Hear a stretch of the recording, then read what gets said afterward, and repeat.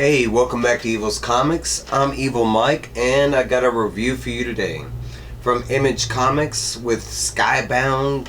This is Kroma, issue number 2. It is written, art, colors, and created by Lorenzo De Felici, and then letters by Rus Wooton. Wooton, I think is how it's pronounced. I'm sorry if I pronounced either one of those names. I'm sorry, it's no disrespect. Showing off this beautiful cover right here. I'll show you the back. So before we get started, please like, comment, subscribe on this guy's channel. All the feedback, the comments, that does help this guy a lot with my reviews and future videos. Okay, so on to the review. This book picks up exactly where the first one left off. We are introduced to our main character, Kroma, and she was with a guy named Z. They are in this pale city. In this comic, the color is actually a character. It's kind of the main driving force. There's supposed to be this king that's king of all the colors, and somebody tried to invent a new color. It pissed off the king, and he released all these demon lizard giant monsters in the world, and now everybody else in the world is basically it's survival mode, that kind of thing. We do come across the last supposed civilization, and it's a pale city, and we find out that everybody in the city kind of coats themselves with this dust. They do it with the food, their clothes, the buildings. That's why it's called the Pale City. But they do this because the lizard crocodile looking monsters that this colored king sent on everybody are attracted to colors. All colors. As soon as they see colors, that's when they kill. So that hence the Pale City. In the Pale City, we met Kroma, and she was being locked up supposedly as the daughter to this king, and that's why they had her locked up as a hostage and as a scare tactic that this Pale City used, for its villagers and its subjects, that kind of thing. Z had been in communication with Kroma. She had been locked up, and he was kind of secretly kind of learning about her, and during their little secret meetings, at the very last page we saw Zeke got a spear through the chest, and that's where this book picks off. Right here, there is one page it shows right here, but Zeke is stabbed through the chest, and he is falling to his death. Kroma witnessed this, and right after this, the Maccabee, which is the Pale City's leader, he looks like an alien and stuff. He's really not. They use this clay and stuff to make him look like he's a different type of person because he's supposed to be their king, or they don't ever call him king, but basically that's what he is. But at this point, they're like, Zed, I knew it, he shouldn't have done all this, and look, we got to get you back in the cage and stuff like that. At this point, Kroma, stands up for herself, and she's like, no, I'm not going back. She starts to, try and jump off the platform that they're on. She grabs a rope, and she starts to kind of, it's a bridge, and she's trying to slide down. Maccabee tells his henchmen to go, recover Kroma, specifically this guy, Demong.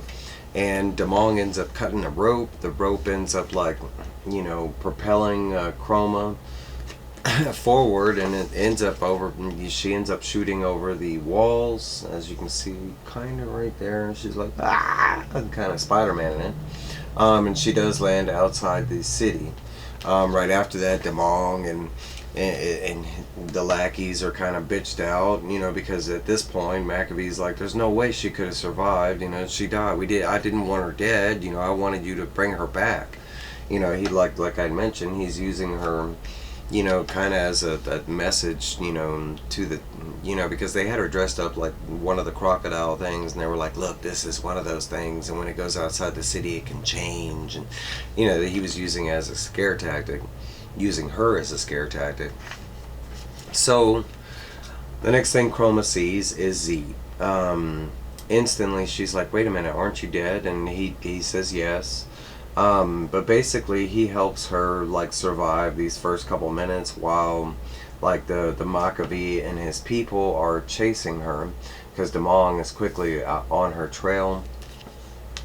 Um, Zeet ends up taking her further into the forest and he ends up stopping.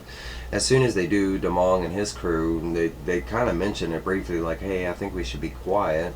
They don't even notice that the monster, like crocodiles, I hope you can see this, but they're already like right there on Demong and the guys.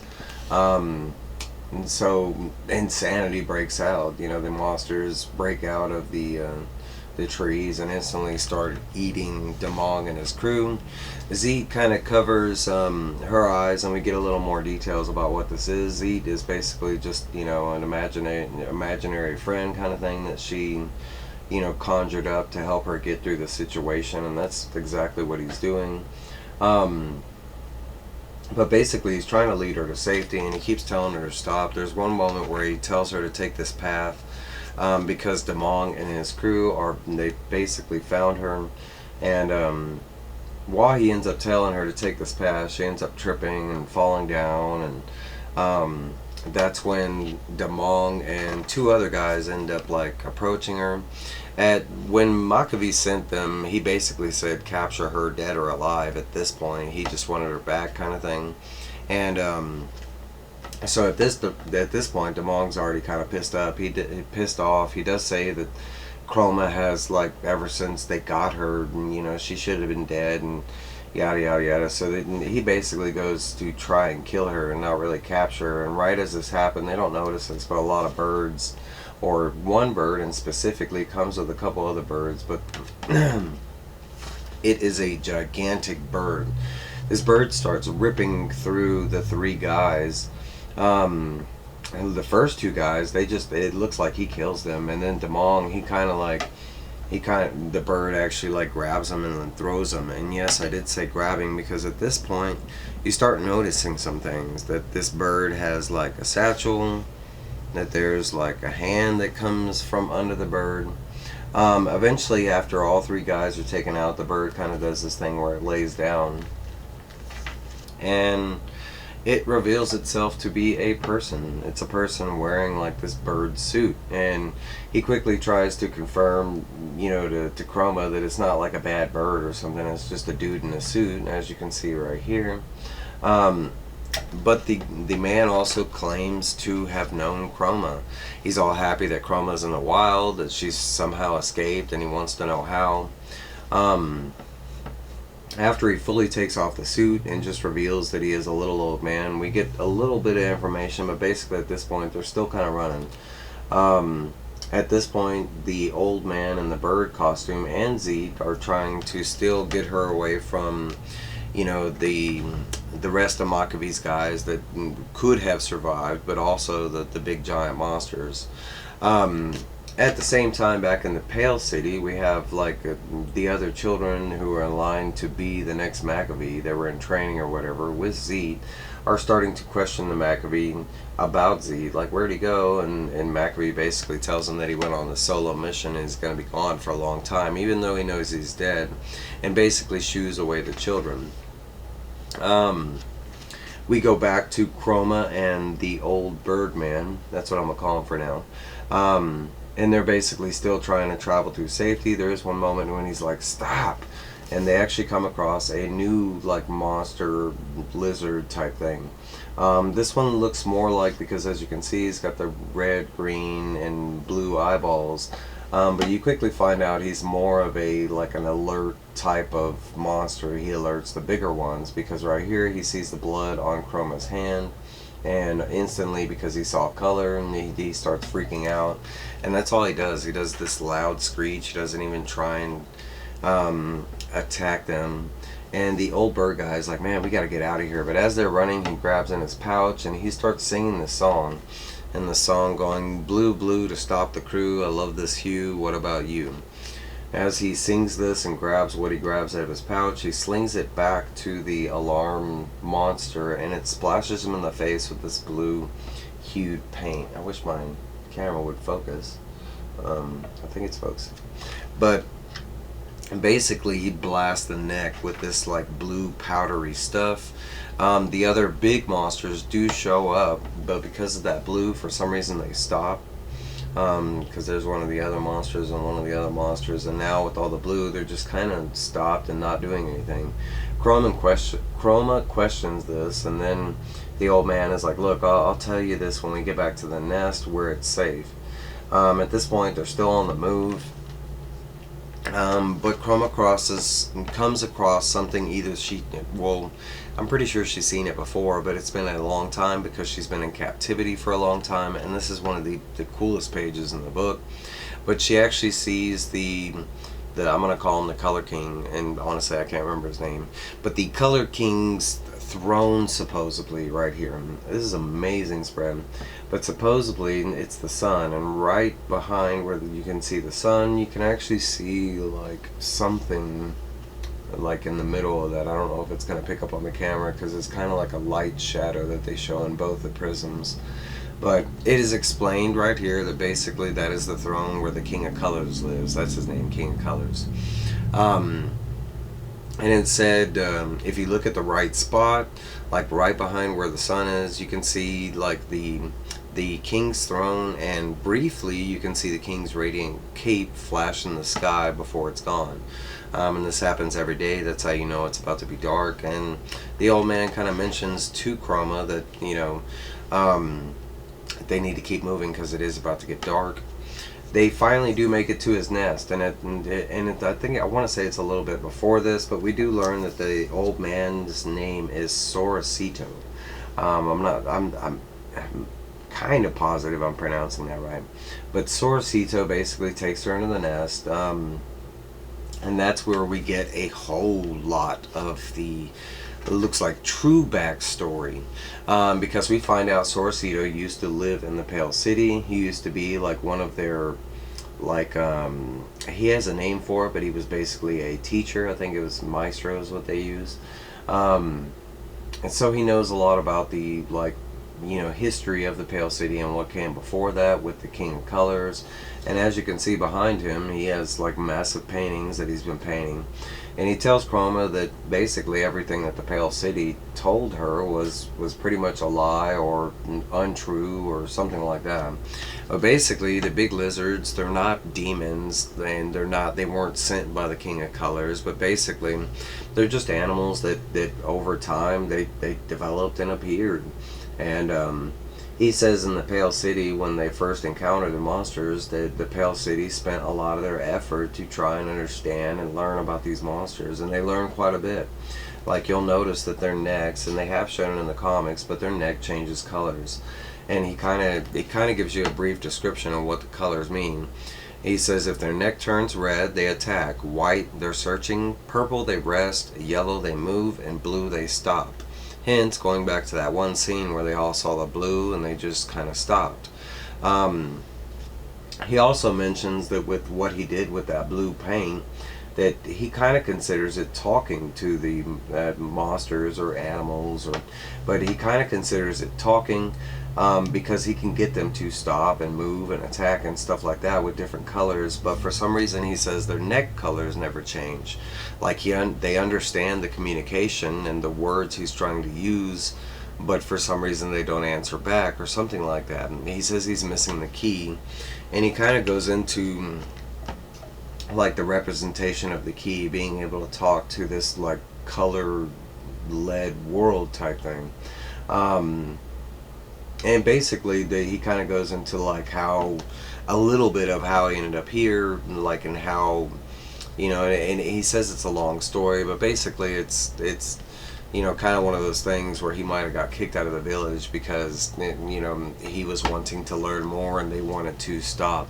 But he does say at one time the Pale City, like we have seen, that they stopped wanting to learn about the creatures, the King of Colors, stuff like that, what was really going on in the world.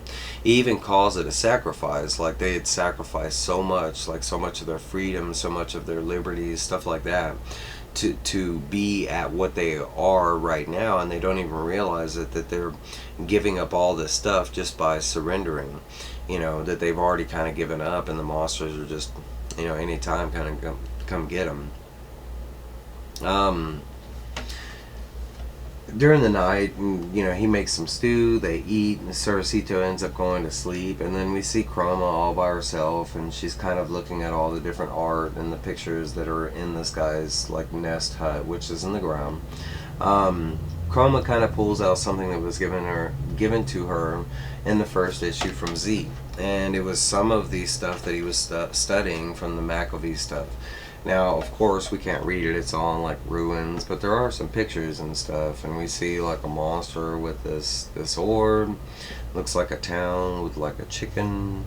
I don't know, but while doing this, she flips to the last page and she sees that he had drew a picture of her.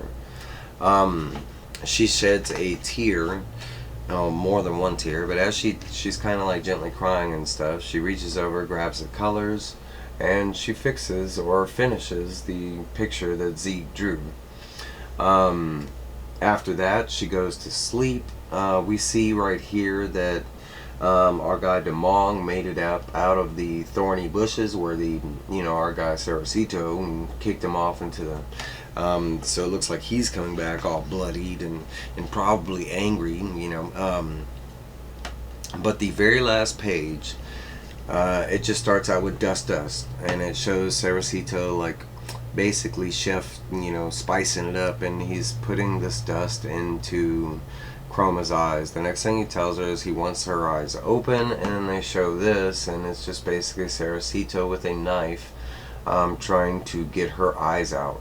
And that's where this issue leaves off. Now there is a great, fantastic, one page little note from Lorenzo De Felici talking about, it's really talking about how he came up with Kroma. He's talking about, oh my god, I ended with the cliffhanger. Honestly, I loved it. But he goes into how, the first draft of Kroma was originally, this kind of kid-friendly, different story. Kroma had, this mole friend, and it's all about patience and persistence and, trust and that kind of stuff, about how he finally got Kroma into print. And it's basically in France and Italy, he couldn't get anybody to pick it up, and eventually one day he got Robert Kirkman that wanted to pick him up on his other series, Oblivion Song, which is the same guy.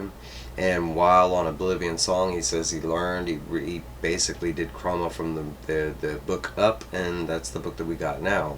And the message on why he put that at the end of the story was because it plays a lot in with the guidelines of what Chroma's about. The patience, persistence, trust, and they're all going to be major issues that Kroma herself is going to have to deal with, or learn to deal with, or accept, kind of thing. My thoughts on this issue is fantastic. This book is dope. The art, the story, I am loving it so much. I can't wait to see where we're going. I'm excited because I thought it was going to be a 3-part issue, and it sounds like it's going to be more than at least 3 issues. I'm thinking maybe 5 or 6. I'm hoping, because he has this whole story mapped out. It's not something that he's guessing at, and I love that. Give us more. Those are my thoughts. That's my review. Let me know if you're reading this, what you thought. Let me know what you thought about the review. Let me know whatever you want to tell me. I don't know. Hey, but that's my review. That's all I got for you. I'll let y'all go. I will see y'all later. Bye!